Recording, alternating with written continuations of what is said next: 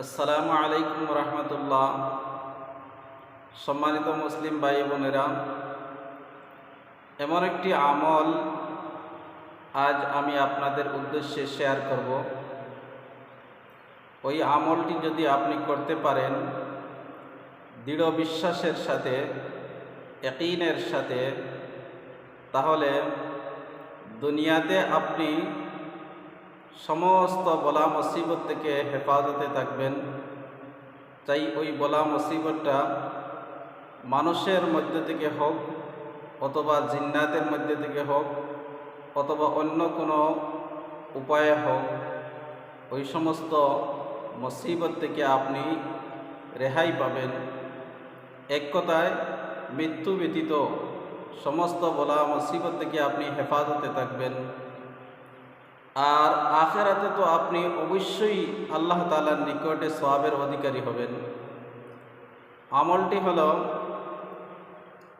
যে প্রতিদিন মাগরিবের নামাজের পর আর ফজরের নামাজের পর 3 বার করে পড়বেন সূরা ইখলাস অর্থাৎ কুল হুয়াল্লাহ, আর 3 বার পড়বেন সূরা ফালাক অর্থাৎ কুল আউযু বিরাব্বিল ফালাক, আর 3 বার পড়বেন সূরা নাস অর্থাৎ কুল আউযু বিরাব্বিন নাস।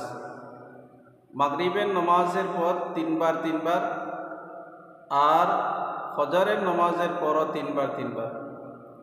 এই আমলটি যদি আপনি করেন তাহলে জনাবে রাসূলুল্লাহ সাল্লাল্লাহু আলাইহি ওয়াসাল্লাম বলেছেন, মৃত্যু ব্যতীত যত ধরনের মুসিবত আছে সমস্ত মুসিবত থেকে আপনি হেফাজতে থাকবেন।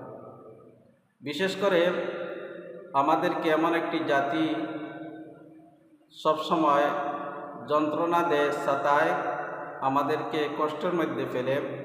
এই জাতিটার নাম হচ্ছে জিন অর্থাৎ জিন্নাত। ওই জিন্নাত জাতি আমরা কখনো দেখি নাই, তারা আমাদের চক্ষুর আড়ালে থাকে, কিন্তু তারা আমাদেরকে সর্ব অবস্থায় দেখতে পায়। ওই জিন্নাত জাতি থেকে আপনি সর্বক্ষণ হেফাজতে থাকতে পারবেন। এবং যে সমস্ত দুষ্ট মানুষেরা জাদুটুনা করে, ওই সমস্ত দুষ্ট মানুষের জাদুটুনা থেকে আপনি হেফাজতে থাকতে পারবেন যদি এই আমলটা করেন। সম্মানিত মুসলিম ভাই বোনেরা, ওই আমলটা পুরুষও করতে পারবে এবং মহিলাও করতে পারবে, এবং বাচ্চারাও ওই আমলটা করতে পারবে। আমরা বিভিন্ন সময় জিন্নাতের দ্বারা কষ্ট পাই, বিশেষ করে ওই আমলটা যদি আপনি করেন তাহলে ওই সমস্ত জিন্নাত আর আপনাকে কি করবে না, কষ্ট দিতে পারবে না। কালামুল্লাহ শরীফের বরকতে ওই সমস্ত জিন্নাত আপনাকে কষ্ট আর কখনো দেবে না। তবে আমলটা করতে হবে রেগুলার, প্রতিদিন ওই আমল করতে হবে।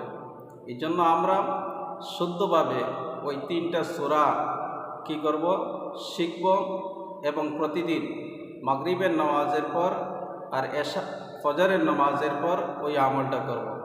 আল্লাহ রাব্বুল আলামিন আমাদের সকলকে তৌফিক দান করুন। এবং ভিডিওটি যদি আপনাদের ভালো লাগে তাহলে অন্যদের কাছে পৌঁছাইয়ে দেওয়ার জন্য আপনি শেয়ার করবেন।